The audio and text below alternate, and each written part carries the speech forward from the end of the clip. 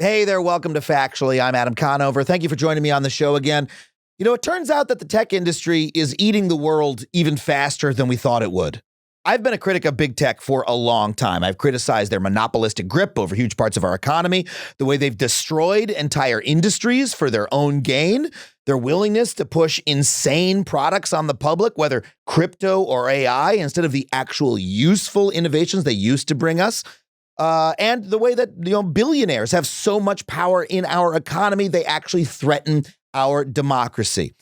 I and many others have been making these points for years. And you know what? For a little bit, it looked like these arguments were finally starting to have purchase. We started to see pushback against big tech coming from places like the FTC, from Congress, even from the Biden administration. But you know what happened? The super powerful billionaires who run the industry did not take that well. As soon as the least little bit of pushback started, they said, you know what? Fuck this. We just need to take over the country. And they did it in a matter of months. At Donald Trump's inauguration, we saw the tech overlords sitting behind him, almost puppeting him from behind the scenes. Not even behind the scenes, in front of the scenes. They were literally fucking sitting there. And now Elon Musk, the richest man in the world, is practically running the federal government, dismantling it for parts, selling them off, and replacing it with bullshit like Grok AI. The people who have been screaming about this the entire time turned out to be right. So right, more and worse right than we could have possibly imagined. Well, on the show today, we have one of the very best critics of the industry returning to the show to help us remove the veil of bullshit and marketing from this industry and expose the rot at its core that is destroying not just our economy, but our very government. Now, before we get into that, I want to remind you, if you want to support this show, head to patreon.com/Adam Conover. $5 a month gets you every episode of this show ad-free. We also have a lot of other wonderful community features. We'd love to have you. If you would like to come see me do stand-up comedy, live, in person, not mediated by any tech monopoly, but right in front of your fucking face, come see the Nihilism Pivot Tour. I'm touring all across the country. From March 6th through 8th, I'll be in Burlington, Vermont. On March 22nd, I'll be in London. On March 26th, I'll be in Amsterdam in the Netherlands. Then April 3rd through 5th, I'll be in Providence, Rhode Island. April 17th, Vancouver, British Columbia. April 18th and 19th, Eugene, Oregon. After that, Charleston, South Carolina, Oklahoma City, Tulsa, Spokane, and Tacoma. Head to adamconover.net for all those tickets and tour dates. And now let's get to this week's episode. The last time we had this man on the show, it was one of our biggest episodes of the year, in which he talked about how AI is marketing, how it's a bubble that is soon to burst. But now it seems that that bubble has embedded itself within our very government with potentially disastrous results. So here today to talk us through it is Ed Zitron. He's the host of the Better Offline podcast and the essential newsletter, Where's Your Ed At? Please welcome Ed Zitron. Ed, thanks so much for being on the show, man. Thank you for having me. Yeah, it's great to have you back. Last time you were on, you talked about how AI is dying, how in your view, the AI industry is like running towards a cliff, that it's puffery, it's marketing, and that the whole thing is going to collapse, that it's a bubble. Now, the people who created the bubble seem to be running the federal government. It seems like we're in a slightly different place vis-a-vis the tech industry than we were last time we spoke. Well, how do you see it? Well, I wouldn't say the Legion of Beavises inside the government are connected to the people who inflated the bubble. That's more Sam Altman, Dario Amodei of Anthropic, and of course Satya Nadella of Microsoft, and Sundar Pichai of Google, and so on and so forth. The people inside the government now are like the 19 to 22-year-old groypers that Elon Musk could find with comp sci degrees or bits of it to go and break things, I assume, to walk up to I really didn't think there was a computer that just had like Federal Reserve money taped onto it and you could just go and play around with it. That's the most worrying thing about all of this for me, that there's just a room. Yeah, I always thought there'd be like layers of like security and you couldn't just have like a Gen Z guy with the broccoli hair going in there and just messing around with the computers. I think the thing that also scares me is we know there's a bunch of layoffs, but we don't know what else they've done other than that there's been an announcement that they're pushing code to the Federal Reserve. Yeah. That doesn't sound good to me. Yeah. That doesn't sound, especially based on how Elon Musk does not seem to understand anything technical, it seems. Well, he's saying stuff on Twitter that makes it very clear that he either doesn't understand the numbers that he's looking at, or he is specifically trying to create a false impression of fraud or whatever, he'll like pull out 2 statistics and be like, hey, this is massive fraud. And Right. people are like, if you have a basic understanding of statistics, you would know that there's a million different explanations for these numbers that you're looking at. Yeah. But yeah, I mean, well, apart from the 19-year-olds running amok, which is worrying enough, the way it looks to me is that the billionaires who run the tech industry had all this massive political power. They've had it for years. Mm-hmm. I've been talking about it for years. Yeah. Then for the first time, we actually, as a country, started pushing back on it a little bit. If you look at the stuff that was some of the good things that were happening under the Biden administration, Lena Khan's work, et cetera, ending mergers and that sort of thing, or at least fighting back again for the first time ever. It seems like the tech industry said, well, hey, fuck that. We just need to run the country. And then they took it over within 6 months. But the thing is, the tech industry isn't even running the country. It's just Elon. Yeah. It really is just Google, Meta. We'll get to Meta, I imagine, in a bit. Microsoft, they're not, like, Satya Nadella isn't, they're not touching any of this. They're kind of off to the side being like, we all gave $1 million to Trump's inauguration committee.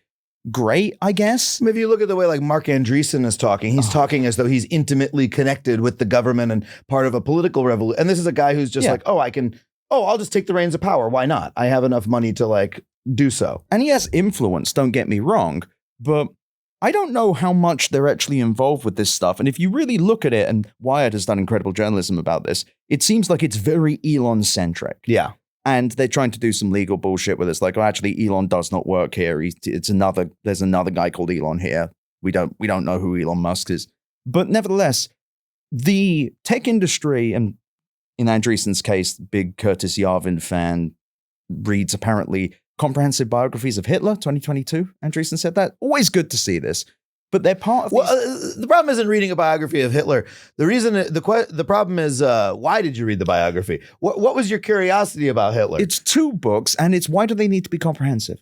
Like, what do you need to know? What, paraphrase Succession, it's like, did you miss some of the Easter eggs? But nevertheless, it's more that there are these kind of nebulous advisory councils, like David Sachs is on some AI council. Mm-hmm. These people who meet and they have lunch a few times and then they talk and they say AI is going to be big now. America should do lots of that.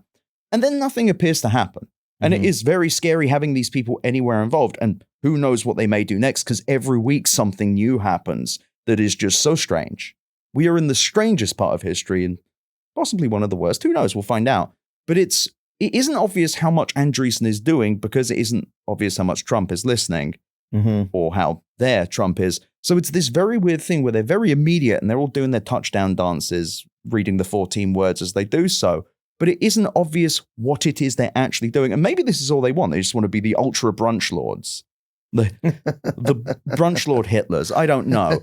But they want to just do this thing where they can swan around the Mar-a-Lago and then do nothing. Because it isn't obvious what Andreessen wants other than something clearly right-wing, something clearly bad. But it's when you actually look at the actual outputs and things they're saying, I mean, a lot of it is they want to be left alone to do their shit, you know? I mean, I went to an event a little while ago and I talked to some very normal VCs, like venture capitalists who are, were involved in various tech investment funds. These are nice people. And we were talking about politics. This was before the election. And we were talking about Lena Khan at the FTC. And they said, oh, she went way too far. She destroyed the M&A market, the mergers and acquisitions market. Now you can't start a company. Right. And I looked at that and I said, well, mergers destroyed my industry, like Hollywood. I like me and my friends are out of work as a result. So I think that we should be, trying to stop some mergers. To them, it was completely foreign. I realized these people live in a world where the only thing that you do is you start a company and you sell it to Google or Amazon or one of the other big players. They can't even imagine living in a world, in an economy where that isn't the case. But that was like their basic thinking was we need to be able to do what we do. And anybody who tries to stop us is getting in the way. And again, those are normal people who maybe if I had talked to them for a couple hours, we could have come to some agreement. But if you're a guy like Andreessen or any of these other, monsters running around, think, why should anybody ever tell me what to do?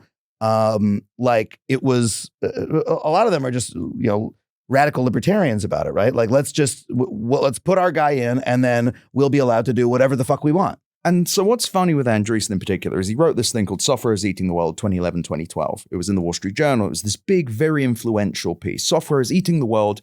And you'd think with that, it'd be like, wow, so software is going to change everything. If you actually read it, he specifically says that software companies should not be valued like regular companies, that they should be allowed to proliferate within industries. He refers to Pixar as a software company. This is how people like Andreessen view the world, which is that everything must be penetrated by growth, and software is the best vehicle for growth ever. Andreessen and his ilk, and Andreessen is exceedingly inspirational to the venture capital people, even if they don't agree with his very obvious politics. They all want growth, and they all believe that the best world is one where they can like incubate money thingies that they can sell to other people or take public to get more money. And that is how business works. It isn't so much about selling a service to a person that they like or selling a thing in a store. It's about how can I make this expand and kind of touch every part of an industry and then get rid of it? Because I don't really care about the value. I care about the penetration. I care about getting this out there and touching as many parts of industry as possible. Software is Eating the World was extremely influential. But the truth is, what you're describing with these venture capitalists is the world of growth. It is the growth-obsessed people of Silicon Valley that they believe that software's job is to proliferate. It is not to solve. It is not to make things work for a consumer, be an enterprise consumer or a regular one. It's to dominate an industry with a product that is unavoidable. And that is what has darkened Silicon Valley, and that is what has ruined the tech industry as it stands. And that seems to be what's infecting the federal government, because if you look at what Elon is doing, or at least talking about doing, or actively doing right now, is laying off massive numbers of people, which is part of the growth mindset. Hey, you can grow by shrinking, basically. You cut margins and you make more money that way. Number go up.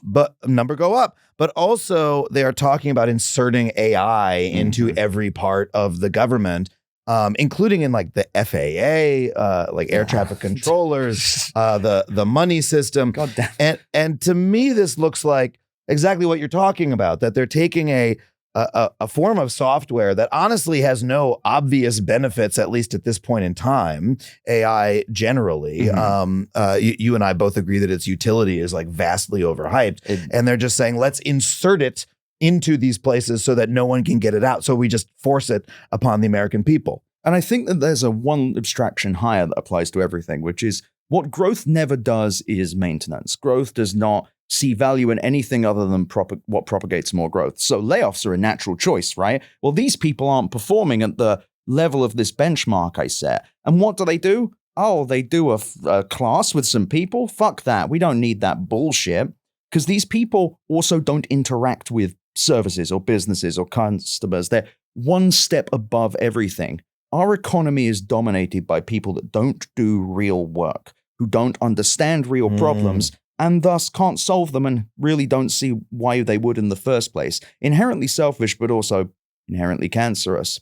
So in the markets, you have services being sold to companies not based on whether they're good or not, but whether they're cheap enough to sell to a boss that isn't going to use them. Because you're buying 100,000 seats. That guy doesn't fucking care. He cares what's cheap and what makes him feel good and warm inside. Same deal with the federal government and doggy or whatever the fuck I meant to call this bullshit. They go in there and they say, well, we have too many people and we need to save money. Delete. That's how that works. That's how business works. Bajanga. They don't care whether the government works. They don't know whether this functions. They don't care that Yellowstone has like 3 people full time now. They don't think of these things because they think of everything in numbers, because they do not participate in reality. These people are, Elon Musk is divorced in many ways. He's definitely divorced from reality. He has more money than anyone ever should, to the power of a bazillion. And on top of that, when was the last time he interacted with a civil service other than to complain about it? He never does. And these people working for him, they're probably being paid out the nose so that they can be thrown in jail eventually, I assume. I assume that they're going to be the sacrifices. But I think that all of this is symbolic of a bigger problem, which is the economy is divorced from production entirely. Right now, the people running the economy do not do real work, do not face real problems. So AI, generative AI, seems magical to them. All they do is go, they read emails, they send emails, they ignore emails, and they go to lunch. Right. Wow. A thing that can summarize the emails I don't want to read? Holy shit. I bet this thing will become God in 2 years. And it's like... Yeah, the only problem in the world is emails. Exactly. And this thing can take care of some of your emails for you. Okay, great. That's all we need. Yeah, and seriously, it can do... Large language models can do more, sure, but the whole AI bubble in the markets, that's all it is. It's like, hey, can we staple fucking AI to the side of it? Great, that'll grow somehow. Is it working? No. Is it actually creating much revenue? No. But you know what? Everyone feels like they're part of the future, right? Is it the future? No. But, I mean, I hope this doesn't. It's really bad, man. It's so bad. Well, let's talk about AI since the last time we spoke. You've been saying it's a bubble for the last year at least. The bubble's continued to grow. There are all these Super Bowl ads about AI, of course, which I saw you write some very scathing blue sky tweets about. What is the status of these AI companies currently? So it's all very weird.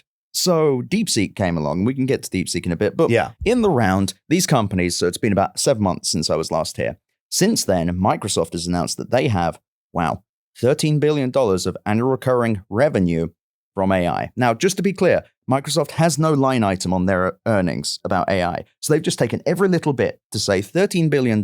So what, $2.6, $2.7 billion a quarter? Not profit. That's all that they can do. That's all that the biggest monopolist in software can do. That's all they can get. OpenAI, they hit about $4 billion of revenue last year. They burned $5 billion. $5 billion, that's after revenue, and that's not including stock-based compensation. Anthropic, Dario Amodei, history's greatest liar. Well, say his name again. Dario Amodei? Dario Amodei. Yeah, Wario Amodei. I'm putting that one on the record. But nevertheless, Anthropic, compared to OpenAI, they made like $2.7 billion last year. They lost $5.6 billion. Yeah. This is the future? And then you look at this and you go, well, Ed, the numbers are increasing, right? Well, surely they'd have a new product. Well, you'll be surprised to hear they haven't really got one. So they released something called reasoning models, which is just the models check their own work and they think, they compute longer. These things don't think. They think longer, and everyone said, wow, O1's come out, reasoning's come to large language models. What does this mean? And the answer is bugger all. There are scientific things. As ever with these large language models, there are use cases. There are use cases down here. And then there's all of this burn and all of this stealing and damaging our power grid and burning our environment so that we can generate bustier Garfields, I guess. But nevertheless, they do have some products. And Adam, you're going to be shocked to hear how good these are. So imagine, if you will, you're in front of your computer and you think, I want to search TripAdvisor. Now you could go, I'm just going to type into TripAdvisor. Why would you nincompoop? You imbecile. You could use Operator by OpenAI. Oh. Operator. What if, instead of doing that, sometimes Operator could successfully search TripAdvisor for you in several minutes? And what if it was not impressed? It's also extremely expensive. And what's great is Operator is meant to be able to run your computer for you. It's meant to be able to do these distinct things. And it does so by taking screenshots as it scrolls down and going, God, what do I do? What do I do here? And this is all part of a big thing called agents. They're saying AI agents are here. AI agents. What does that mean? Stop asking fucking questions. Stop it. No, don't ask me. AI agents are meant to be, and they sell, much like everything in generative AI, based on the kind of ephemera around it, like helping people fill in the gaps. Agents are meant to be these autonomous things that go out and do things for you. In the case of OpenAI Operator, and indeed Anthropic's version, I think theirs is just called computer use. It fucks up like 90% of the time. It doesn't work. Because they're trying to use large language models to do distinct actions. Yeah. Now, you may think, well, Ed, that can't be the only product. And you're right, Adam. And it's called deep research. Now, this is going to blow you away. What if, instead of looking something up, you could have OpenAI look it up, and then they could give you 5,000 near incomprehensible words that cite SEO bait articles and Reddit posts and Hacker News? What if you could get a big, useless report with hallucinations in it? And I know you're already excited, but what if it was also only available on the $200 a month service, coming to ChatGPT Plus, and was also insanely compute expensive to the point that they have to severely limit it? And we are 2 years into this bullshit, and this is the best they've got. Like, what you would get for $10 from a guy in the global south on Fiverr, but worse, and it took longer. It's just, and people in the press are just vacuuming this shit up. They're like, wow, look at this. It can do research. Yeah, it can do bad research that barely makes sense. Yeah. And I must be clear, we're 2 years into this. There's nothing. They haven't got shit, and they're still unprofitable. And what's crazier is OpenAI's $200 a month pro service gives you unlimited access to varying asses that can shit in different volume. It's still unprofitable. Yeah. The $200 a month subscription is unprofitable. They are not making money. They are not making money. Jesus Christ. It's so cool that this is the future. But on top of this, they keep being Dario Amodei of Anthropic. He said by 2027 or just after, it was like soon after 2027, we'll have AGI. That's also around the time 2027, the information reports that Anthropic will actually stop burning cash. They will also, apparently, they're projecting internally that they will make $12 to $30 billion in revenue. Now, I must be clear how much bullshit this is. This is all nonsense. Anthropic last year made like $900 million. These companies are just saying stuff, and I'm disgusted with the tech press for just walking around and being like, yeah, makes sense to me. It doesn't make sense to anyone. This stuff's completely insane. If I went to the bank and I said, I have lost $5 billion, they would not be like, don't worry, we've got some investors who help. Well, operating at a loss is a thing plenty of businesses do. You know, Amazon had no profit for like 10 years. Not even close to this. Not even slightly close to this. There is nothing. The worst year of Uber, I think, was 6.2 billion. That year was 2020 when Uber's business stopped working. Now, Uber burns cash by the boatload, but at least there's a service. You can go, I know why I'm using Uber. To this day, no one can really give a clean definition of ChatGPT. Like, what is this? Yeah. No one can really. I've yet to meet someone who's fanatical about it because of the use cases. I've met plenty of people who are fanatical because they have a weird attachment to it. They're like, I must protect Sam Altman. I must protect the large language models or else I will die. Yeah. And it's always the same kind of vague, like, there are tons of use cases and they never respond when you ask for one. They're like, science. Science. I mean, the main one I hear is programming. Programmers seem to use it as a tool to increase the amount of code that they're able to write. And I was just looking yesterday at some code editor, like a piece of editing, a literal text editor that like integrated AI in to like help you. It's going to predict what the next function you're going to write is. And I could imagine that being a value add. And that's the really annoying thing. So large language models as an idea are not inherently bad. Had Sam Altman, and this is a failure of the tech press and of Silicon Valley, had the tech press gone like, wait, what is this? Why is this? Why do we have to agree that this is big? Large language models as an idea, not a bad thing. Indeed, there are on-device large language models that are actually doing cool stuff. I too know people, engineers, who like the coding editors. Mm-hmm. Nevertheless, coding editor is not the same thing as $5 billion, $5 trillion, $1 trillion industry. There was a big report from Goldman Sachs that came out actually not long after I was on, where they were saying it doesn't solve any. Jim Cavello, lead equities analyst over at Goldman, said that everyone's saying that generative AI is going to be this $1 trillion industry, but what $1 trillion problems does it solve? And it doesn't, and it still doesn't. What you're describing there is useful. Yeah. It's useful. Is it worth burning our planet? Is it worth stealing from everyone? Is it worth every single transaction being unprofitable? No. Mm-hmm. And indeed, there may be on-device models that can do exactly that, can do that coding stuff. And that might be cool. That might be fine. That might be fun. That is not a $1 trillion industry. That is not AGI, which is artificial general intelligence. It is not conscious, and it is certainly not mass market. Folks, this week's episode is brought to you by Squarespace. You know, I used to design my own website. You know, I used to learn HTML, CSS. I could even write a little bit of PHP, all right? That was fun. That was in the old days, the hobbyist internet, when people were just logging on via Netscape and looking at your flat HTML file. Well, guess what? The internet is a lot more complicated these days, and it is even more crucial to put your best foot forward, whether you're running a business, growing a brand, or just sharing what you love. And you know what? You're too busy running that business to learn a bunch of brand-fangled new code. I definitely am. I'm too busy doing comedy to learn to code, okay? Shut up. Don't tell me to learn to code. Instead, I'm going to tell you to go use Squarespace. That's where Squarespace comes in. That's right. You can use Squarespace to build a stunning website effortlessly. You can showcase your work, connect with your audience, and sell anything, products, content, even your time, all in one place and completely on your terms. Squarespace lets you seamlessly integrate your social media posts and clips right into your site so your audience can find everything in one spot. Selling products? No problem. You can sync your catalog with Instagram, Facebook, YouTube, and Google in just a few clicks. And of course, Squarespace makes it incredibly easy to sell. Whether it's physical products, memberships, exclusive blog content, videos, or tutorials, whatever you're offering, they've got you covered. So if you're ready to take your company or personal brand to the next level, head to squarespace.com for a free trial. And when you're ready to launch, go to squarespace.com/factually to save 10% off your first purchase of a website or domain. That's squarespace.com/factually. It's a feature of a single software product. It's when Photoshop comes out with a new way to make an image quicker, right? Yeah. And I look at it and go, oh, that's neat. That would be useful if you're a Photoshop guy. It's cloud-based software, and that has been a healthy industry. Sure, great. Indeed, large language models might be a $15 billion industry if they had just not done this.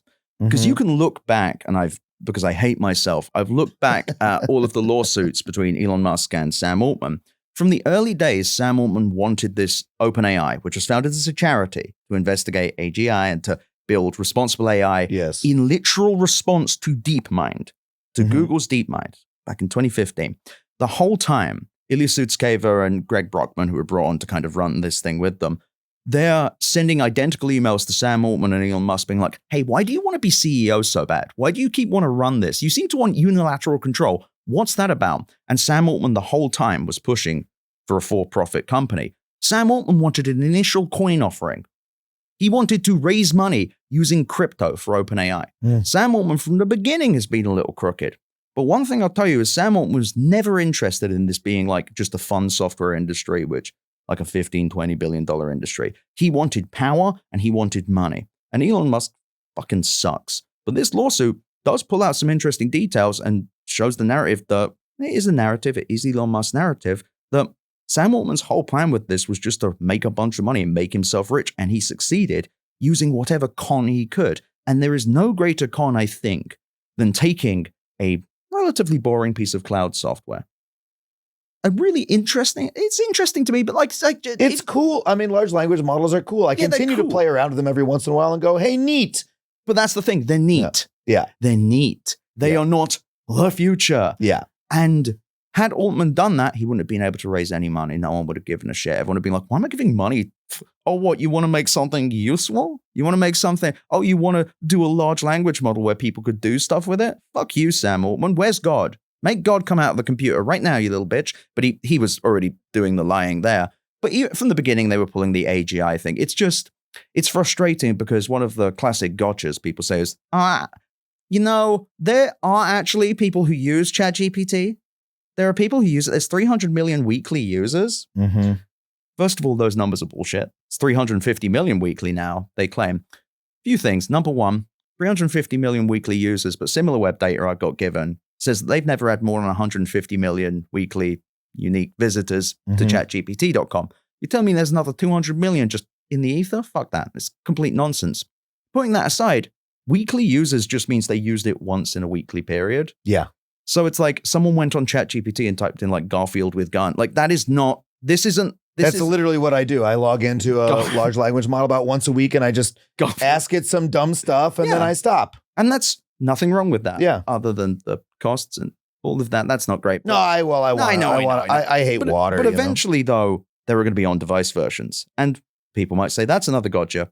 No, it's not. If anything, it's really bad for Sam Altman because as it stands, ChatGPT as a service, and you've got O1, the reasoning model, you've got O3, the one you can't touch, that's too expensive, like $1,000 to run for 10 minutes. I fucking love this shit so much. You've got Operator, you've got Deep Research. These aren't products. They are products, but they're not like industry leading. Deep Research has already been copied by Perplexity, which is barely a company. It already got copied by Grok. Fucking Grok's copying you. You're not a real company. You got met by Grok. Oh, I need a shower. But it's all of this hubbub and all of this nonsense about, oh, this is automation. It doesn't even automate anything. It doesn't change our lives meaningfully other than making them more annoying and worse and filling search engines full of slop And the irony is with deep research, by the way. So a guy called Max who works over at BuzzFeed theorized this, and I kind of stand by it, is the reason it can't, because it searches the web, the reason it can't find really good primary sources is because robots.txt that's on every website is blocking all the AI. So it's just like, aha, oh dear, you don't like that, do you? I hope that's what's happening. But I think it's also just as likely that because these models don't know anything, because they have no knowledge, that they just don't know what a good source looks like. So they go, fuck it, what would support my point? Forum, fuck, who gives a shit? But it's all commoditized. Everything's commoditized. They don't have anything else, and they're nowhere near anything else. 2 years in, and what? We've got like a bad search engine and a kind of word calculator. Yeah. Sexy autocorrect. Like, I mean, like every product is the same. Anthropic's Claude is the same as OpenAI's 4.0. It's the same as Grok 3. They all perform well on various benchmark tests that are all rigged so that large language models can do them, because large language models are not good at regular tests. They can do tests that have a defined answer, but they cannot really... There's no free-form jazz for these things. Yeah, they can do good at tests that have a defined answer because the answer is somewhere in the massive corpus of text that they have ingested, and occasionally they can pull it out at a high enough success rate, as could Google or something along those lines. Right. But that's not reasoning. That's like, the answers to the state bar exam were somewhere in all of the world's text that you sucked up. And congratulations. Also the answers from the bar exam that you fed into the training data as well. You can prep these things for these tests, and people will say, oh, you can't rig them. Sure you can't. How would you prove that they didn't rig? It's just, it's all so silly. Why? And on top of that, really simple point, which is, if this was so futuristic, why is everyone trying to convince you all the time that it's futuristic? Yeah. Shouldn't you just point to the thing, like the first iPhone, you weren't like, why is this new? Yeah. Where like with the iPhone, they did the pitch, then your friend got one and you were like, oh, and then you got one and you were like, oh. Visual voicemail. And then there were new things that happened all the time. There were like active things that were actively changing your life. Oh my God, a map in my pocket. The amount of, I've talked about this before on my Netflix show, the amount my life changed by having a map in my pocket was like massive. The people I know who are using ChatGPT, I do know people who say they use it in their lives. Right. They're using it as Google. That's what they use. They're like, oh yeah, I use ChatGPT instead of Google. Well, you had Google before. It doesn't sound like a massive change in your life or in your workflow. Answer. Yeah. It's a different kind of answer. I think arguably worse.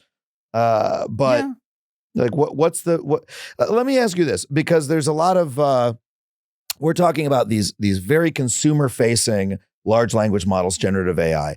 Occasionally I'll see a headline about, AI could help solve a difficult problem in, name a science, right? In chemical engineering and in physics or something like that, because, this sort of reasoning, when used by a, scientist, right, could like really, create a power multiplier for some actual difficult problems. And so I always want to make sure, checking my own biases here, right, versus the products I'm using. Is it possible that there is, looking at AI behind the scenes, that there are larger applications like that? So I think first thing to start with is, has it actually done that? Anytime I see a headline that's like AI could, I'm like, yeah, but has it done that? Yeah. That's all, because everything in generative AI and the AI bubble that you see is sold off of exactly what you just said, which is AI could, and people go, so AI will? That's the answer. Now, there are science examples like AlphaFold, which is not generative AI, which is not, it's a different thing. That's cool. Helping in the sciences. I think there was some sort of protein. There's a protein-related large language model thing. Like, there are scientific applications. Yeah, there's like biomed stuff. And again, never saying that large language models are completely and utterly useless. Any statement I've made suggesting that, I was a bit off. But I'll tell you, the truth is, the problem is the term large language model, because even in the sciences, it's specialized models. Yeah. But you can't really say small language model because those are so big compared to the past ones. But the thing is, just because those use cases existing doesn't mean it's a $1 trillion industry. Like, that's the big disconnect here. And also, what you're talking about there is not what OpenAI is selling off of. It's not what Anthropic or Google or Microsoft or any of these companies are selling off of. Amazon's Rufus AI is nothing to do with the sciences. They're not selling off of that. They're trying to sell into the enterprise, and the enterprise is saying, so what can this do? And they go, that's a good fucking question. Would you like to pay us so you could find out for us? And weirdly enough, there are some companies like, sure, I don't know what this does. You don't know what this does, but everyone's telling me to put AI in it. So dunk. This is where it's going. This is what's happening. This is, again, the economy run by people that don't do work, sold to by people that don't do work, making a machine to sell them. Because if it really was this big scientific breakthrough machine, they could sell it like that. That would be the thing to sell it on. And there would probably be something in 2 years, right? Something major. I don't mean a study where this happened once. I mean an actual breakthrough. Oh, it's the early days. Shut the fuck up. No, it's not the early days. All the king's horses and all the king's men have been putting every fucking penny into this, every bit of media attention into this. And this is what we've got. Yeah. This nonsense. Like, I would eat crow if the whole thing was like, oh, we've actually cured a disease. I'd be like, shit, that's actually really cool. I would never be against. That sounds great. I'd love to cure diseases. They are not doing that. They are working on curing the earth of its life. It's so frustrating as well, because there are so many parts of this. I'm not a PR firm. Like, there's so many parts of this that are just like really cynical marketing. Yeah. And it's like Sam Altman doing a partnership with, Ariana Huffington for some health AI app. And then the whole thing, there's a thing in Time magazine about it, where it's like, oh yeah. And then in the future, this thing could take your data and it could do this and this. It's like, in the future, a bunch of shit it doesn't do now. Mm-hmm. And also, this thing doesn't exist. Time magazine, sold. Great stuff. Agent Force, Salesforce's powerful AI. It's just a chatbot connected to a database. We had that shit in 2015, if not earlier. Yeah. Everything you look at, all of the big products, the magical products they have, are just shit we had already that sucks. Wow, it's Google, except sometimes it's right, but it's also not. And you don't really know whether it's wrong or right because it doesn't know anything. It doesn't know what correct is. It probabilistically determines what the right thing might be. And it's pretty good. Pretty good is not good enough, or even close. Well, what is the revolutionary use case, even if it's better than pretty good?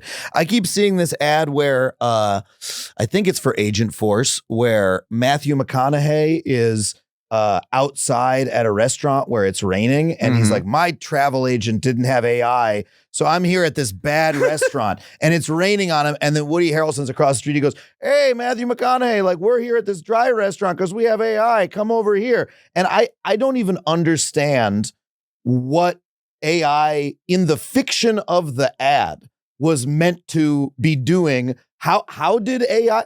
So isn't booking a restaurant reservation something that we've been doing for 100 years? Like, why do I need AI to do it? So first of all, I love the fact that like these commercials are not made for human beings. So that one, it's like, my AI agent didn't book my restaurant. I mean, you can do that on Google. It's just, you don't open table, mate. It takes a few clicks. You could even do it, Matthew McConaughey. Yeah. Do it in your fucking Lincoln. I don't know. I do it on the Yelp app. But worse still, the Super Bowl one. Yeah. It's Matthew McConaughey in an airport, Heathrow Airport. It's very clearly not Heathrow. And he's like, I didn't book, my AI agent wasn't booked using the powerful AI from Salesforce. And it's like, it does not fucking make sense. Agent Force is not a customer facing thing. It is cloud software for routing conversations. But he says, oh, and I didn't, so I don't have a guide to where my gate is. Again, not a feature of an AI agent, feature of an app. Right. And then it says at the end, Heathrow runs an Agent Force. So I actually went and looked this up. I can find no evidence that this is a modern integration. I could find a thing from 2023, and it was basically just like, they've increased chatbot usage. You've managed to create usage of the thing that you increase that by 400%. It's new. So that's zero. It's like 1 times 4. Like, does that mean 400 people use it? It just, these commercials are made by people that don't do work for people that buy things for experiences they think happen. People go to an airport, right? Well, they take planes there, I think. Yeah. I mean, we, of course, fly private. Like, go there and get these filthy diseases with these little pigs and oinking around with their gates. I mean, this is their attempt to show us how AI might have an effect on your daily life. Like, it's clearly the effect of what the point of the commercial is. That's what most commercials do. Let's show you how the product would actually affect your life. But I watch the ad and I say, I am not making the connection. Well, because there's nothing for you to use. Yeah. The AI agent in question in the gate expectations, fucking Christ. That's what it's called. I fucking hate everything. Gate expectations. I hate it so much. But what's great is like, I didn't use the powerful AI from Salesforce. It's like, you wouldn't use that. Yeah. But on top of that, even if I buy this concussed premise, you get to the point you're like, okay, so it's about the Heathrow app, right? Why wouldn't you? I mean, that app is free. And also pretty much every airline has an app and usually they guide you to the gate. Where is the AI in this equation? Because the gate guidance thing wouldn't be AI. That would just be a point-to-point thing. It would be a GPS location. I assume that they have some kind of like beacons or something. So, and if they don't, the thing just won't work. Nevertheless, it's like the thing that guides you, the features he's discussing are not AI at all. Yeah. Indeed, he's clearly missing his flight, which is just a Heathrow experience everyone needs. I don't know where AI would come into that. You'd just be like, chatbot, hey, chatbot, I'm going to miss my flight. It doesn't make any sense, Yeah. but I think it just shows contempt. That's all I get from these commercials. It's not just, oh, they're trying to hype something. It's just like you little pigs will buy anything, you little pieces of shit. Everything you watch, the ChatGPT commercial, did you see that? Oh, yeah. That's the next one I was going to bring up. It's just this vague promise of, it's an animation of technology's progress through time. Well, we used to have fire in caves, and then we had a wheel, and then we had the steam engine, and now we have AI, so you should use it. 47 seconds in. That's how long it takes for them to get to anything about the product. And the examples they give are, help me ask for a raise, generate me a business plan, summarize this article, 2 things in languages I don't speak.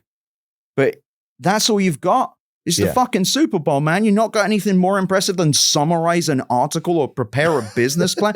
2 years into this bullshit. And I have to, like, they're just like, oh my God, I can have articles summarized. I can do the thing I did a year ago. I can literally, that feature has been but it is contempt. And I'm sorry, where is the market for summarizing articles? Did we need articles to be summarized so badly? You can read the first paragraph and the last paragraph. This was always possible. Skimming already existed. What is so great about summarizing articles? I've never understood. It's a product sold to people that don't care about knowledge. Yeah. It's a product sold to people it's a cynical thing for people that want to sound smart without being smart, much like ChatGPT. Right. It is a product made for people that are smart imbeciles, for people that love learning facts without learning context. They love generating a list of stuff that they can memorize and go, yeah, I know all the dates when things happened. Oh, did you not hear about this? They don't make arguments. They have arguments made for them that they then slurp up and spit out. Yeah. It's gross, it's boring, and it's stupid. And while there may be times when you can go to a large language model and get an answer that's useful, ultimately, we are 2 years in, and the best they've got is summarizing articles. The best they've got is like, but what if you could ask a website a question? Gee whiz, did we ever have that? Did you see the Gemini Live one, though? The Gemini, this one was good. So it's for the Pixel phone. And it's a guy, he's got his Gemini on a Pixel out. And it's like asking him questions for a job interview. And he's giving very bland answers like, I dealt with challenging circumstances. And it's this like sad music. And it's him like taking his daughter to school. And at one point he Googles, how to teach child about bullying. I saw this which is so funny as well, because I didn't look up that search, but there's like 8 SEO articles at the top, like 8 ways to tell your child about bullying. Yeah. And then he then gets to the end and you're like, okay, so is this not a job interview? And then he joins the call. So it's like, this guy's like old. Like he's like graying. His daughter has gone off to college. So it's like in this dystopia where you're preparing for a job interview in this very vague way. Like, it's not obvious what his answers were meant to get or indeed what prompted this. But he's like a man in his 70s joining a job interview, like a remote job interview. It's like, oh, God, the American safety net is gone. Like, Social Security has been ended by doggy. But the biggest thing I noticed about this commercial was that I do not know what the product is. I could not tell you, got into my head what it's, maybe it's Gemini Live. And that I only know because it said it on the screen. What if you could talk to the phone? And the phone could sometimes say stuff back. Is that good? Do you like this? What do you think? Yeah. Please buy it. Well, it's free. And it loses us money every time you use it. So use it, but maybe don't use it. But also you could use it in some way. How? Well, we just bought this $8 million commercial and we do not know. Enjoy. But that's the thing. I get a lot of shit about the AI stuff. I get a lot of people saying, oh yeah, well, you're just a cynic. Oh, you don't see the magic of it. And then we get to the Super Bowl. Even the crypto companies had more juice than this. Yeah. You have Matt Damon being like, you fucking moron. Yeah. Join me in the future, you pig. Yeah, you can make some money. And you had Larry David go, and then which is so funny. You had all like Tom Brady being like, yeah, well, I need you to do this now. If you don't do this, the implication with all of that was, you're a moron if you don't use this. The implication from the AI one was, shit, we didn't fucking come up with an idea. Oh, we didn't come up with a reason to use this. Oh, Dave, we said we were meant to come up with a use case. I don't fucking have one. Summarize an article? Sure. I don't fucking care. We've been paid way too much money for this. Sold. It's so bizarre because you've got the whole market screaming, all the media screaming about AI being the future. Look at all the things that AI can do. Well, don't look. Don't look at what AI can do right now. Do not look at it. It's not good. Yeah. However, what if it was? Yeah. Wouldn't that be good? Also, it loses a bunch of money. That's bad, but it won't. How? I don't know. Yeah. But it won't. There's a lot of just like weird fill-ins. I really thought by now I would have something to argue with, but I have less, just fantastical stuff, I guess. This week's episode is brought to you by Alma. You know, isn't it wild how the things we often turn to for comfort end up making us feel worse?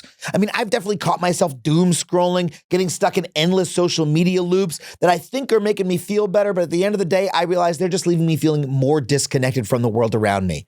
In a time when we are stretched so thin between our physical and digital lives, you know what's really important? Building real human connection with actual people who can help. And that is why, if you are seeking some help in dark times, I recommend taking a look at Alma. They're not one of these digital therapy services, okay? They make it easy to connect with an experienced therapist, a real person who can listen, understand, and support you through whatever challenges you're facing.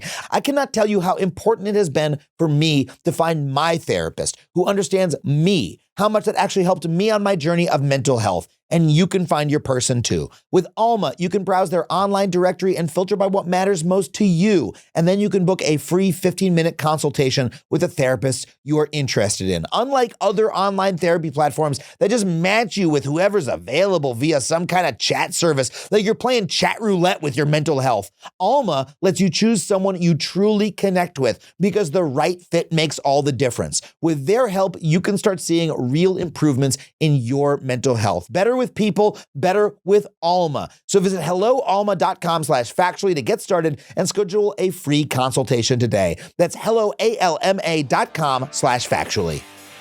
I do believe that we are going to see AI more and more in our lives, but I think what we're going to see is the very useless models that you're talking about being jammed into more and more systems that we have to experience. And so our experience of AI is going to be arguing with AI assistant chat agent going, fuck, representative, fuck you, give me a human, my pen broke, I got so mad. Adam, we already do this. We are already doing this today. Yeah. This already exists. You can't, even in this example you brought up to say how this will continue, it's still the thing that's already happening. I've been doing that for a decade. Me and the Verizon chat, we are not on speaking terms. Yeah. Like, But it's going to be a supercharged version of that we'll see in more and more places. Which is functionally different to what? I mean, it's just, you're just, because at this point, that is everything. That is everything you use. They're already, for the last 10 years, big tech has educated the economy and consumers against having customer service. If your Facebook account ever gets banned, good luck. Mine was banned for 3 to 6 months, and it took begging someone on Twitch, being like, someone, because they're going to delete it. And they never told me why. But they were locked out. They never explained why. You look at, now you can pay for Facebook Premium Verified. It's like $15 a month, and you can get customer support with that. It's not like, and that is 100% true, it sucks. Jesus. I know, it's fucking bleak, but that is everything. You go on Amazon now, you can get to a customer service rep. It just takes a few tricks. You have to like do a sleight of hand. You have to be like a trickster to get around. You have to mess with the bot until it goes, And then it just goes, talk to a person. And they're usually very pleasant, to give them credit. But they're already doing this. They've already been working on this. So, oh no, we're going to have AI chatbots everywhere. We already fucking do. They suck. It's just we're going to have At some point, they're going to hand it off to something important and something is going to break really badly. There's going to be someone a banking institution probably won't be it because they got dinged by the SEC. Well, we don't have the SEC anymore. Oh, I don't know what's going to happen with some of it. There's so many variables as well where it's like, if they just delete part of the government, is that going to... Well, let's come back to the government. I mean, you mentioned crypto and how crypto had more juice. And I've talked on the show for years about crypto being a bubble and not really being a product, having no use case, and just being a constant, pump and dump scheme. It seems like crypto's plan to save itself has been to embed itself in the U.S. government, to get the U.S. government to buy a strategic reserve of crypto and hold some. And then that de facto turns it into a much stronger, commodity or currency than it would have been otherwise, at basically at taxpayer expense. Like it's being it's being propped up by the government of the United States. That's actually a pretty good social engineering scheme to create sort of perpetual value around your useless product. If you can get the federal government to invest a lot of money in it. Is that part of what is going on with, Elon saying we're going to put AI into the federal government, is to try to, as you say, we're going to force this product, we're going to make it penetrate everywhere so that people are forced to deal with it as a way to, socially engineer the omnipresence of this useless technology. So crypto is weird because crypto found another use case, which is they found some way to turn the fake money into real money and then shoved it into campaigns. It's all nakedly illicit. It's all nakedly manipulated. But they found a way to financialize it, and to the point that they can get some money out of it. I do think that there will be more crashes just because this whole thing's unstable. But there is a use case, which is dark money. It's the dark money machine. They found a way to do that. By comparison, large language models haven't got shit. And also, let's say that they do have AI in the entire government. Let's say government does $500 billion a year of just AI contracts. That would require them to do so much that doesn't exist. There's not enough reasons to use it. There's not enough use cases, even if they put it a chatbot everywhere. First of all, this stuff's horribly unprofitable. But second of all, there's not that much money will come out of it. There really isn't. There isn't that much cash. There aren't that many use cases. Even if they put it everywhere, what can it do other than what? RAG search, so it can do generative search? Yeah. Okay. And you've got chatbots. And then you've got what? And that really is it. What is it? With crypto, there's money in, money out. It's nakedly illegal, but we don't have laws. I mean, you can fire all the air traffic controllers and put all the flight paths into a generative AI and have it output landing instructions. I'm going to assume that you could rig up an AI to do something like that. That might save you how many millions of dollars a year by not having any air traffic controllers? $10 million, $20 million a year, something like that?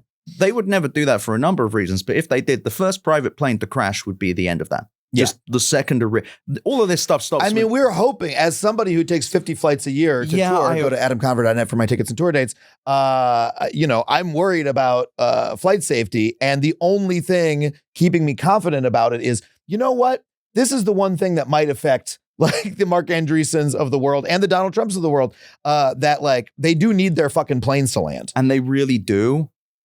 But even then, assuming that model, how much revenue comes out of that? Because that's my point. If we're thinking about who would also be because this comes a lot. It's okay, Elon will put AI into everything. He'll put Grok into everything. Horrible idea. Terrible.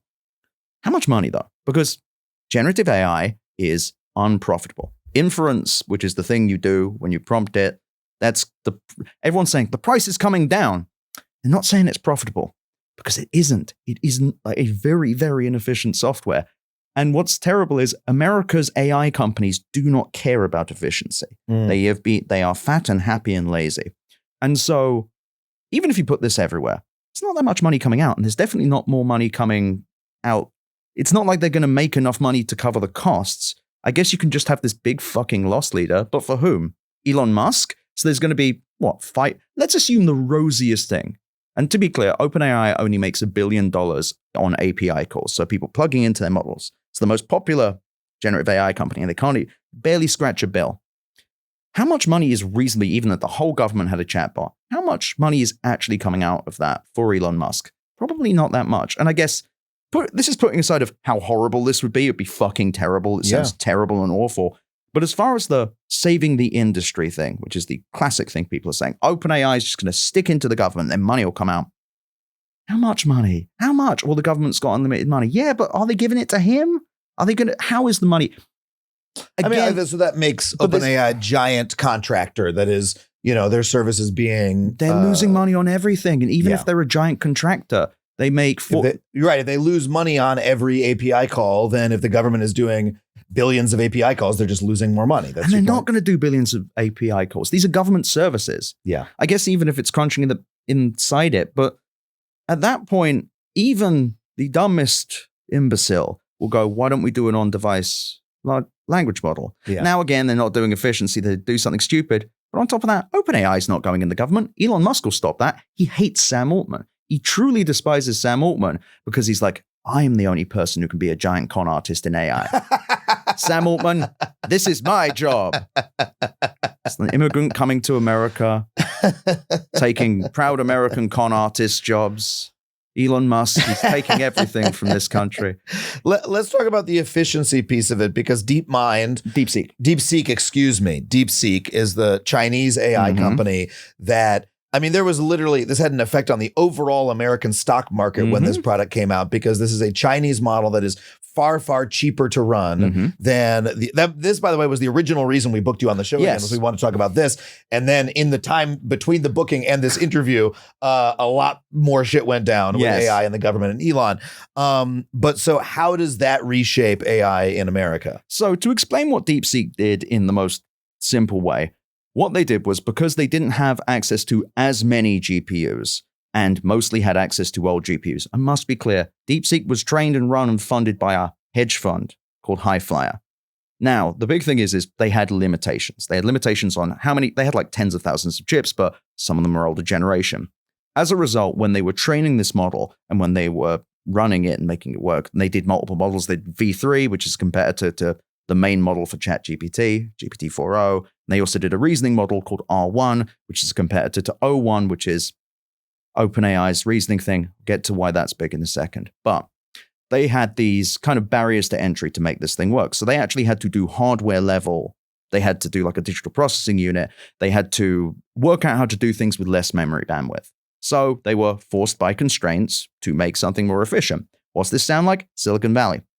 The problem is that Silicon Valley is no longer this. So DeepSeek, and yes, they might be funded by China. We don't know. Doesn't matter, because they open sourced this model. They put all their research out there. It was allegedly trained for, I think, they said 6 million. The capital expenditures are probably like $1.5 billion, but that's for all the infrastructure, which is still like much, much cheaper than what OpenAI uses with Microsoft. Like Microsoft, billions and billions and billions into CapEx. But nevertheless, they were able to train this model, they claim, for like $5.5 million. Probably more than that. But still, OpenAI's 4o, that cost $100 million or more to train. So this model is cheaper to train and it's cheaper to run, much more efficient. All their models are. Their R1 reasoning model is like 30 times cheaper than OpenAI's. Wow. So the big reason this is so scary isn't just the cheapness. It's the fact that it kind of broke the paradigm of we need the biggest, most hugest chips every single year without fail. Because they didn't. Yeah. It also broke OpenAI, because OpenAI, when they released O1, their reasoning model, there was a big build up to it with all these rumors calling it strawberry. Everyone really lost it. And all the media, again, shat their pants on this one. They were like, OpenAI's O1 reasoning model's here. It can think. What can it do? I'm afraid I have a phone call. I will be right back. Every fucking time. But it was like moon magic. Everyone's like, OpenAI, they've made reasoning. Everyone started copying OpenAI. And then this random Chinese hedge fund is like, we did it. We did it. We open sourced it. Here's all the research. Go fucking nuts. And the funny thing is the model was trained off of outputs from OpenAI. So OpenAI was like, should we sue them for copyright? And it's like, oh, wham, my plagiarism machine got plagiarized. Fucking cowards. Anywho, so you now have the broken myth of OpenAI being magical in this big research hub because someone else did it real easy like. Yeah. And you have this thing of, why do we have to keep buying new NVIDIA chips as well? When we can do it for cheaper. And also, why do we need all this CapEx? Why do we need to spend all this money to build this out? We could do it with older chips. What do we need? And still, the market's still going, but there is genuine, there has been a vibe shift, a nasty one too, where everyone's like, did we put all this money and attention into something that's just a kind of a boring piece of cloud software? Yeah. I sure hope we didn't do that. Yeah. So now we've got this weird situation where OpenAI, before this happened, was like the god of reasoning and no one could possibly work out how they did it. Now they're not. Now it's commoditized. Now everything's commoditized. And now they have to build products. And as we've established, they're not good at that. Yeah. So we have this weird thing. And then over at the side, we have Mark Zuckerberg. Looks like a clown without its makeup on. Very horrible looking man. And he, the information reported this, he convened 4 war rooms to work out what DeepSeek did. And he has said very clearly that he wants to commoditize large language models. He wants to make it so that it's the products that stand out. Great fucking idea, Mark. That sounds great. Facebook's products sure looking good right now, buddy. But nevertheless, if Zuckerberg decides that, he has unilateral control over Meta. He could, they have hundreds of thousands of GPUs. If he wants to make his own DeepSeek reasoning thing, he can. And I think he will. So now there's this uneasy tension. There's this thing of, well, shit, I hope OpenAI does something. I hope Microsoft does something. I hope something happens. I hope something good happens. And also a few other narratives are catching up with them that don't look so good. So OpenAI's revenue. Fun fact, most of their revenue does not come from people plugging their software into OpenAI's models. You'd think, right? Yeah. They're the biggest game in town, so most of their revenue must come from this magical thing they sell. Over 70% of their revenue comes from subscriptions to ChatGPT. That is an insanely bad business. Sure, they currently have 15.5 million subscribers. They make a bunch of revenue. But yeah, the name synonymous with the movement that everyone's talking about that no one can tell you what it does. Of course, you're going to go to the biggest company and you're going to go, I think this shit, I'm going to see what this fucking does. And yes, entire organizations and management consultants and businesses run by people that don't do real work will pick it up. But man, if that's all this company is, a cloud software subscription service, right, they will be commoditized. There is no if. Deep research, they're one, like other than Operator, the agent thing that does not work, deep research got commoditized immediately. Perplexity had deep research like a week later. And Aravind from Perplexity's not the greatest CEO. Like he tried to merge with TikTok just over the Christmas holidays. He was like, yeah, what if Perplexity merged with TikTok? Yeah, my company fucking sucks and loses a bunch of money. Can I merge with your big successful one? We're an AI search company. You're TikTok. You're globally renowned. We are a search engine that like 10 million, 50 million people use. Can we merge with you? This is the brain trust. This is the people. So yeah, it has raised the temperature on this whole thing. And even in the last earnings, where every single hyperscaler was like, yeah, so this doesn't do anything. So this sucks. You hate it. It doesn't really make us money. Yeah, we're going to double our CapEx. Fuck you. I don't know if they doubled it, but they've all raised their CapEx. So we're in this insane kind of group delusion almost, where no one really wants to be the one to say, hey, are we all doing this for no reason? Is this really stupid? And now OpenAI is raising money from the god of investment, Masayoshi Son of SoftBank. They're raising allegedly $40 billion. But what's weirder is, and this is the thing with this whole narrative, there's always asterisks, and it's always weird. So OpenAI is raising up to $40 billion, led by SoftBank, famous for WeWork, and Wirecard, the fraudulent payment company. Like, they've lost $30 billion in the last few years. It's fucking crazy. They are leading this round, and they're 15 to 20 billion SoftBank's going to put in. But what's funny is, you've heard of Stargate, right? Stargate's this new alleged private partnership. It was announced with Trump there, but up to $500 billion to build miscellaneous data centers for private AI companies led by OpenAI. OpenAI commits $19 billion to this. Wouldn't you know it, part of the reason they're having to raise $40 billion is because they do not have $19 billion and they only lose money. And SoftBank is also putting money into this deal. And I don't know for listeners if they know what SoftBank is. SoftBank is a giant Japanese conglomerate that has a venture arm called the Vision Fund. And what's great is they had a really early win on Alibaba, really insanely good pull that they're still making money off of because they were so early. Most of their other investments not so good. This Masayoshi Son, the CEO of SoftBank, he was like begging Adam Neumann from WeWork, begging to invest. He begged Sam Altman to invest in OpenAI. He is one of SoftBank is one of the only investors that lost money on Uber. They Wow. got in so late that they were like, double it down, baby, and they lost. You lose money on the most obvious SoftBank rocks. Anyway, when SoftBank invests in the company, it's a great time to start questioning the fundamentals of the company because they do not look at them. So you've got this weird thing where all of this money sloshing around, all these companies are promising all this money, but in the middle, there's nothing. There's nothing going on. There really isn't going on. And critics of my work will say, like, oh, well, something's going to happen. They're going to work it out. When? Yeah. Why do the rest of us have to go through our lives like repeatedly having to justify our existences in the workplace, in our relationships? But these chunderfucks, they get out there and they're like, so search engine, it kind of sucks. It's really expensive and loses a bunch of money. It could be God. Can I have $40 billion?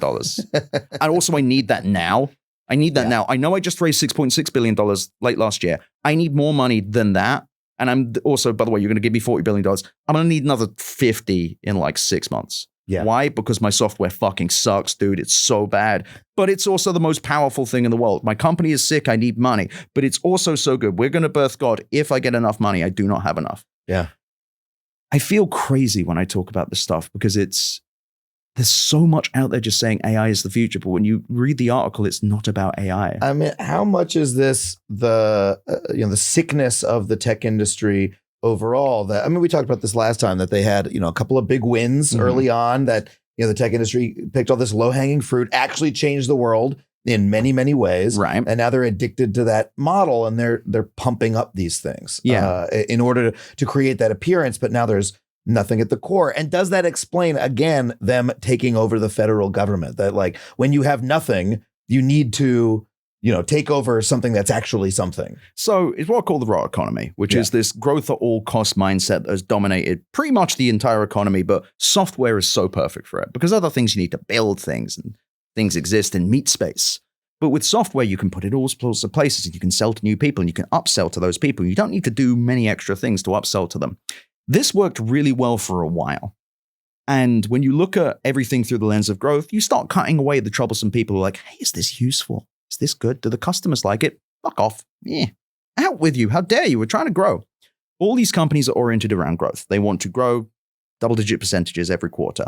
Every single product that they put out is kind of oriented around that. Microsoft's 365 suite, for example. Anyone who works in a business that uses Microsoft will know that Microsoft Teams does not work half the time. That now you load Word and it's like, hey, do you want to do AI? It's like, no, mate, I want to write it. It's like, you sure? And it pops up again. It's like, hey, you seem to have closed the window real quick. Just bring this up again.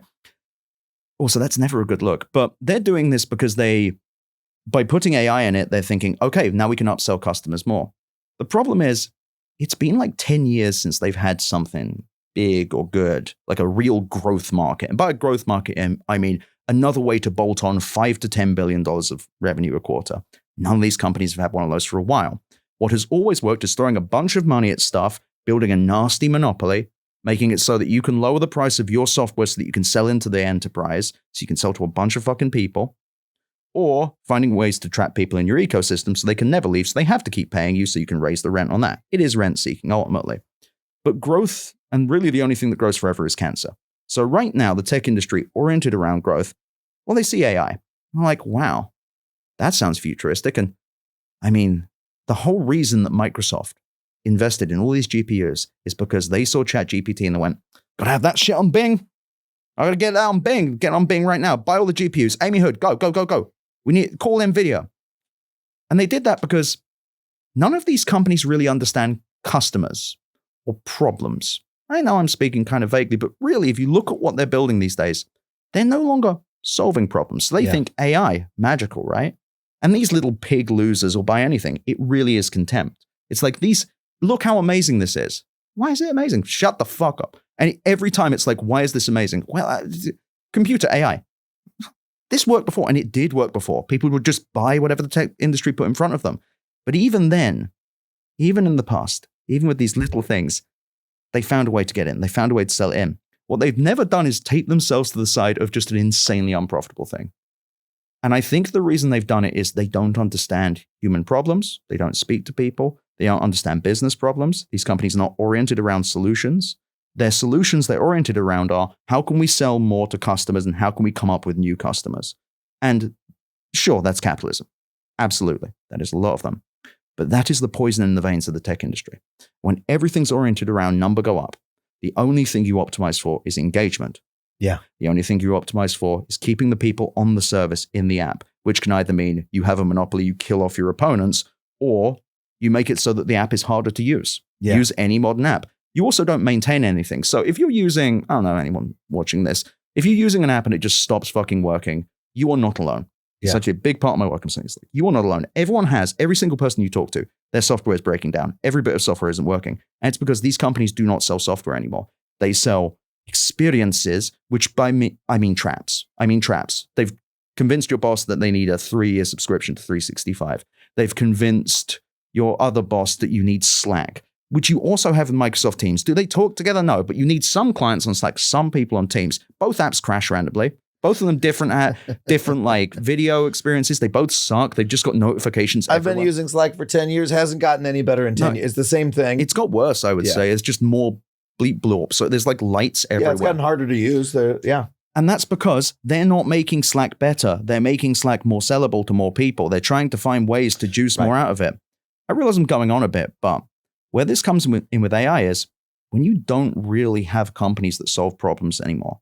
When your idea, when you come up with the next big thing is not what could this do, but what could this do for us, you are inherently going to choose something like AI.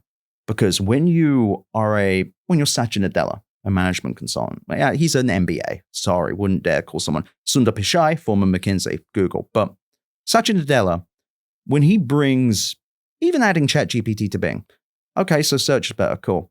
Now he's putting AI models all over Azure. Why? It isn't really obvious. You can do Copilot for sales. What does Copilot for sales do? You'd be shocked to hear it summarizes your emails and presentations. More fucking summaries. And the reason they're making that isn't because it's going to improve sales. It might marginally. They're doing it because they need a new fucking SKU to sell. Everything's about selling something new. Sam Altman, OpenAI, if he'd have been like, yeah, it's a large language model, it does this, never got any investment. By saying this will become literally the smartest person ever, but it will be on the computer ever. Please give me money so I can build that because it does not exist yet. Yeah, that's a growth story. Everyone wants the growth story. Everything must be the growth story. And also, when you get to the government, yeah, it has the exact same attitude, except it kind of inverts, which is what helps with growth? Cutting costs. When you don't do anything, when you're a lazy fucking rich piece of shit, all you do is you sit around with one of your 800 children that you ignore called like 192.168.11. Like one of your fucking kids that you're ignoring. You're like, what does business work like? And also Tesla is not doing well either. Either way, you look at the government, you want growth. So you cut things, you save money. You make federal employees that have dedicated their lives to the country. Fuck them. Who gives a shit? Because we need money go up, number go up. Yeah. It's sick, but it is that exact rot economy mindset. You have this attitude of, I don't do anything, so these people working for the government must also not do anything. And how did I become rich? Because of my business mind and efficiency. Yeah. It's all of these terms you memorize while not doing work. You're like, what did business do? Number go up, number go down. Expansion, growth. People cost money. What? A class for something? You're making a lot of sense of this because, look, the government has been run by big business for many years in one way or another, since hundreds of years, frankly. It's like, America is a capitalist country. Right. And so we've been governed by capitalists. But, when we were being run by GE and, hey, hell, even fucking Goldman Sachs, those are parts of the regular economy. And they, I think, maybe had a more sophisticated understanding that you need the country to be regulated in some way, right? You need people to be able to make livings. You need planes to be able to land. You need, order in the country. And so there was, at least a maintenance of the system. But the tech industry playbook has become so brain dead and empty and based around puffery and cutting and number go up to such an extreme degree that these people have decided to ally with an extremely brain dead right-wing political movement that also wants to see the world burn. Like, that is what tech and, honestly, Donald Trump's political coalition seem to have in common. All they want is to set fire to things, and they think that that's progress. They're both stupid enough to believe that. And it really is that distance between production and capital. Because all of these things, sure, if you're a little bit closer to production, even if you're far away from it, you're like, okay, things still need to work. Like maybe there's a bunch of people I don't really totally understand, but there is like a logic. There are like big systems are made up of billions of little pieces. That makes sense to me. And I understand that as a person who's closer to production or whatever. I understand that because I look at it and I go, okay, it's an intricate system. I don't fully understand it, but I'm smart enough to say I don't fully understand it. I'm not just going to chop bits off. Right. When you are so much further from production or real work, when did Elon Musk last work? Like, come on. Like, he works 130 hours. Fuck you. Just no. But he doesn't know how anything works. He really doesn't touch his companies. The keys are in someone else's hand. You don't want this man. But his whole MO is in his own businesses, at Tesla, at Twitter, to show up and go, what's this? What's this for? We don't need that. And to make everybody scramble and get rid of the thing. What is this? That's a toilet, Elon. Well, I will get rid of it. My favorite moment with that as well with Twitter was when he found the Stay Woke t-shirts. He was like, oh no. He got so angry at the Stay Woke. He was like, oh my God, no, I can't have this. It's fucking. But that's the thing though. When you don't really experience human problems, you can't solve them. And if you think you're so fucking smart because the legend in your head you've built up is all that's left, because you actually look at what you've done in your life, you've not done much more than shake hands with people and go to lunch. You're like, how does business work? They're efficient, right? Less, but you get more. Number go up and number go down. If you're not actually experiencing how things are made, how industry functions. Yeah. Or worse still, if you're taking that lack of knowledge and going, and the government is run like a business, which it is not. Yeah. Which it is not. It's run very differently to a business, has longer time scales, and our entire business, all of the businesses in the economy are now running this not short-termist view. It's an insane way to look at a society. There are many things in society that cannot be provided like a business. Yes. Such as education, such as roads, such as this is extremely basic as a fact, but literally not everything can turn a profit. No. And indeed it shouldn't have to in the case of like roads and school. Yeah. These are not businesses. These are functions of society. Unless you don't interact with society, unless your entire everything is above it. Because that really is, it's the problem with Elon Musk. It's the problem with, one of the problems with Elon Musk. It's one of the major things of the tech industry. It's why everything with tech has got worse, because everyone's outside. They're not looking at what real people do. Otherwise, they'd look at the large language models and go, this doesn't really help. Mark Cuban yesterday on Blue Sky, he was like, well, I don't understand why people hate large language models. Sure, they get things wrong, but to someone without any education, they could learn anything. And it's like, Mark, you fucking moron. What the fuck are you talking about? A person who doesn't know anything wouldn't know when it's getting it wrong. They'll learn wrong things. You goddamn. But again, if you don't interact with real people and their real problems, the idea of a magical poor person that you would never look at, let alone touch, using the special computer thing that you yourself would never use, well, of course, that's magical. But it's scary. All of this is scary. And the government stuff's scary, but the tech industry stuff scares me too, just because all of this money is going nowhere. It's going into something that has to collapse. Right. That's the fear about DeepSeek. I want to make sure. Which deep thing is which? Well, it's a grander fear, which is right now, we are 2 years in. And we've not seen really anything come out. But what we've also seen is a bunch of people just leave OpenAI and then go to Anthropic, then leave Anthropic and start a new startup that doesn't have a product. I don't see a single sign that things are changing. And even LLM experts are kind of like, yeah, well, it's just this, I guess. And at some point, someone will have to blink. The capital expenditures are too high. It's hundreds of billions of dollars. At some point, someone's going to go, hey, quick question. You seem to be losing a shit ton of money. Why? The markets, analysts are already asking these questions. At some point, this falls apart. And this is actually my greater worry. When the AI bubble bursts, there is something worse to come, which is the collapse of the value of tech stocks. Value of tech stocks is driven by growth. It's driven by the idea that software can endlessly proliferate. And as a result, software can always grow things. Software businesses can grow forever. Problem is, if the AI bubble bursts, which it will, I'm very confident, at that point, everyone's going to go, did you just sell me for 2 fucking years this line of shit about your shitty encyclopedia waking up and becoming God. Did you do that? Microsoft, why'd you do that? Google, why'd you do that? Yeah. Meta is over here. Meta, you can never be fired, it'll be fine. Stock will take a cut, but that's a separate problem.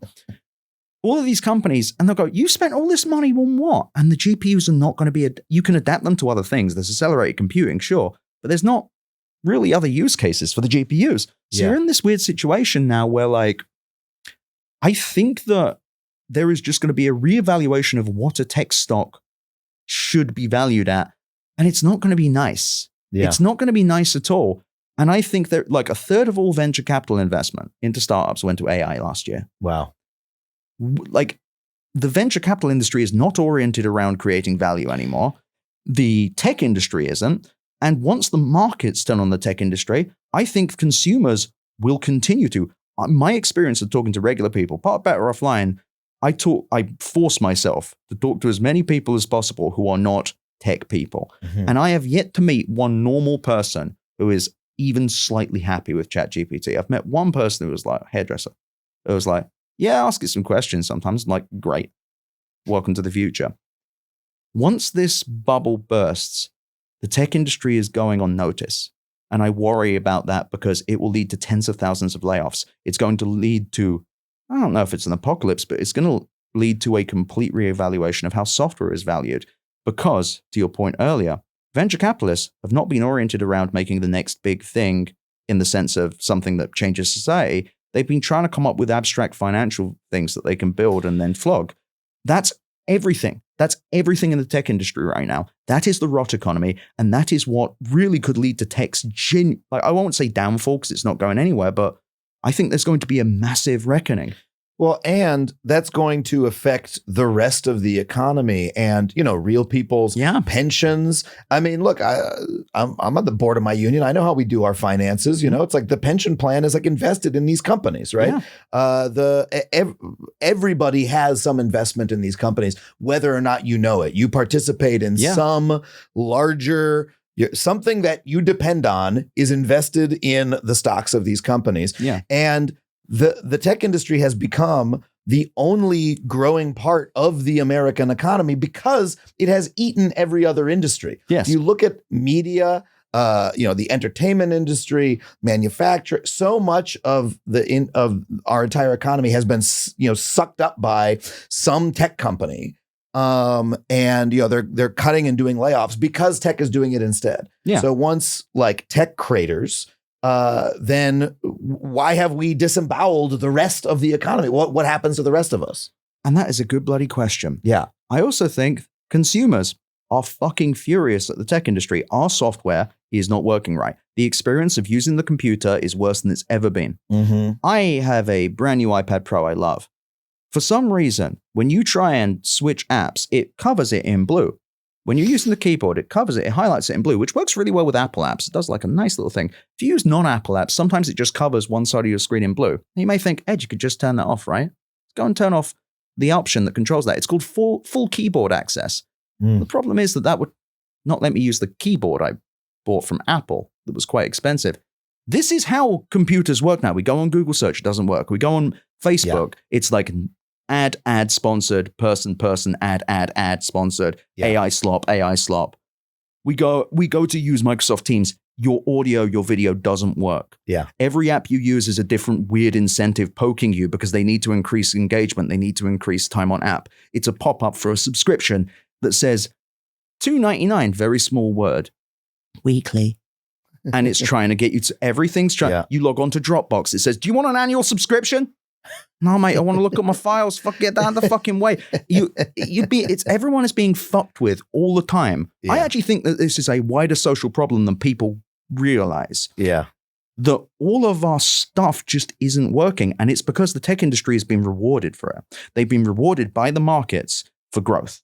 Everything must grow. All numbers must go up. I love, one of my favorites to choose is the Match Group. So online dating right now, which is insane if you're single like me, it's like you go on there and it's like, hey, do you want all of these 7 people that you think you'd really like? That'll be $2.99, you little pig bitch. Fuck you. Welcome to Match.com. Hey, you want to go use one of the competitors? We own them too.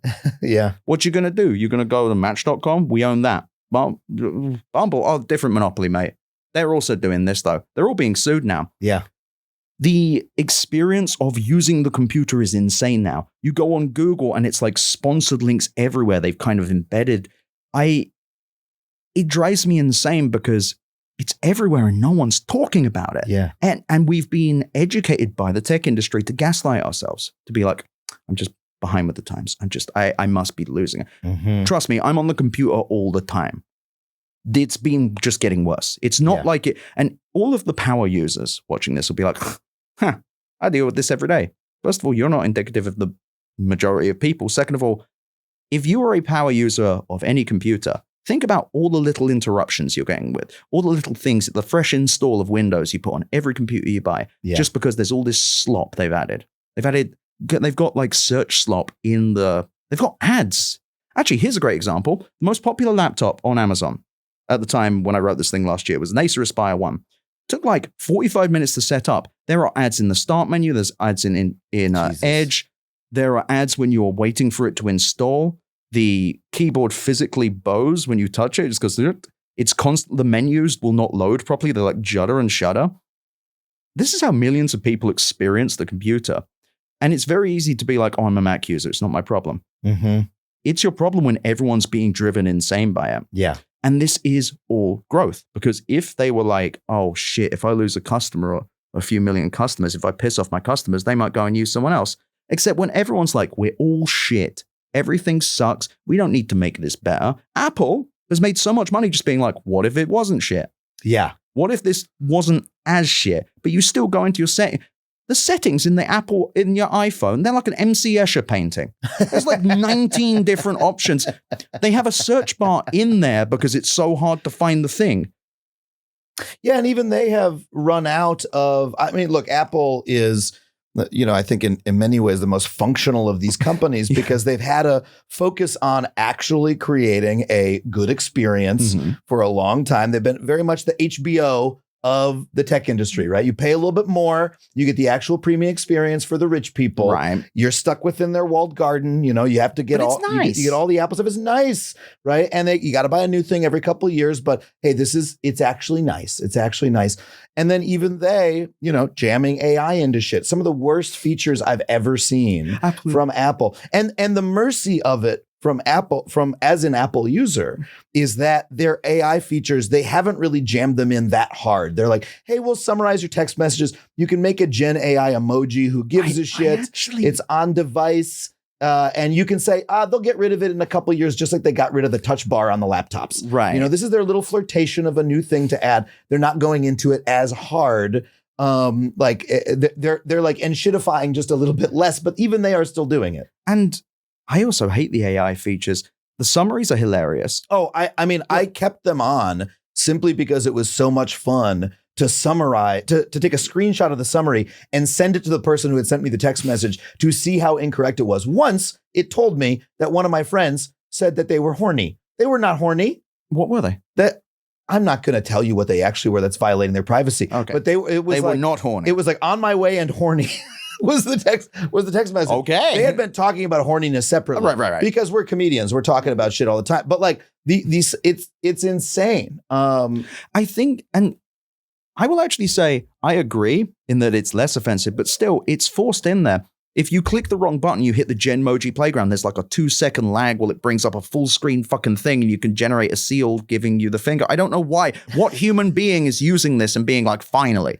Yeah. It gives you these suggested answers that are all terrible. Yeah. And it tries to push the message onto your phone. It's invasive. And now the new Siri just does not work. It's so funny that they were like, what if we had Siri with AI in it? It's like, mate, isn't that what you said? When you bought this company, when you bought the company that made Siri, didn't you say that was AI? Then what is this? Yeah. Well, it's Siri, but it sucks. And you need a new phone. And sometimes it will say, I don't know, do you want to use ChatGPT? Which will take 10 seconds from you asking to actually getting anything. And maybe that answer. Yeah. What if my phone was slower and worse? Finally, the power of AI. I think that the voice agents, the voice assistants are a really good analogy for all of AI generally, because we've had them for 10 years now. And we've been seeing ads with Samuel L. Jackson, using Siri to help him cook 10 years ago. people got Siri, people got Alexa, and they found it largely useless. You use it for two things: play some music, set a timer. Mhm. That's it. Yeah. Wake me up at 8 a.m. And then when I'm in my car, I'll go play my station or whatever. If I want to hear the shitty algorithmic station because I Yes. don't have time to pick something manually, or, play some Prince. That's it. And they still lose. Alexa lost to Amazon billions. Yeah. They've never made any money. They thought that it was going to be like Amazon specifically thought it was going to be like their big kill shot. It was going to be everything that they did was these assistants. And I don't know, stories started coming out 2 years ago. Oh yeah, they've only lost money on it. There's never been a purpose. It's for children to ask for a song to be played and annoy their parents and to say, wake me up at 8 a.m. What's great as well is that Amazon has been desperately trying to do a generative AI version, but they keep having to stop launching it because it's really slow and does not work. I love the future, man. I love this. And the thing is, I think regular people understand this better than the business people. Regular people are just like, what does this shit do? Why do I care? And to your point, it's like, I already have Alexa and it only kind of works. Yeah. Like if you try and make Alexa do anything, Siri, same deal, more than like reminders. Like they were, oh, you can buy stuff with Alexa. No, that doesn't sound safe at all. That sounds actually really bad. And it never works. Not that you would. No one walks around and is like, hey, computer, get me milk. No, you want to choose the milk.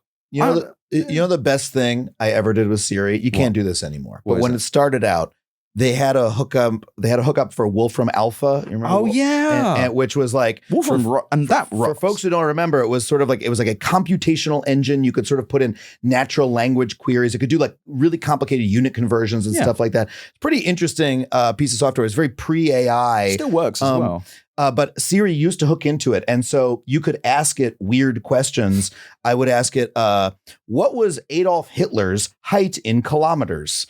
And it would say Adolf Hitler was 0.001 kilometers tall. It was like a fun party trick because it in the database had Adolf Hitler's height and it could do a unit conversion. Doesn't do that anymore. But I used to ask it what Adolf Hitler's height was in light years. And it would tell me, oh, what a fun little dumbass thing that this thing can do. It's smart in a way I didn't expect for something useless.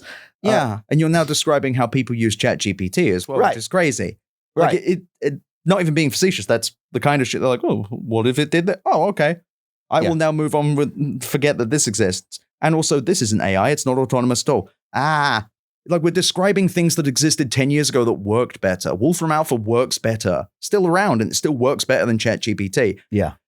It's just, it's also frustrating. It's also frustrating looking at like the actual things we use get worse, but the thing that loses a bunch of money that sucks that they must have us use, they like that sucks as well, but they're claiming it's the future. They're not building the future anymore as well. And I think maybe that's what this moment says the loudest. Yeah. We've been sitting here this whole time being like Silicon Valley's there and they have all this money and we justify them having this wealth and this marketing arm and like all of this media and all of these things because they're going to make the future, right? They're going to make cool shit. Where's the cool shit? The cool shit that they treat us like hogs. They treat us with complete contempt. They're trying to warm up stuff they already did, but it works similarly or worse. And also it costs more money than anything should and destroys the environment and steals from everyone. But maybe one day it will be something else that they can't really describe because average general intelligence, artificial general intelligence, whatever you call it, they're claiming it will be like a super intelligence, right? Yeah. Human beings, we don't understand how intelligence works in the brain yet. How the fuck are we meant to do it in the computer? It's ridiculous. Yeah. I feel like I'm going insane sometimes just because outside you read like these AI headlines like AI will by 2030 be $1 trillion industry. It's like, what? Why? What are you fucking... Yeah. What are you talking about?